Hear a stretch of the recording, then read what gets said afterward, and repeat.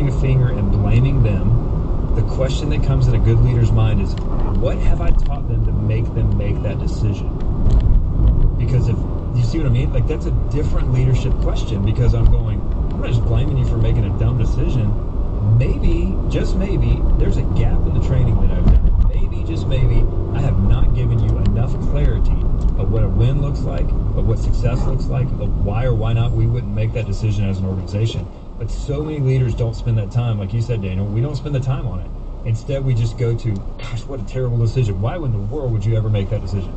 Well, I'm really ready to listen.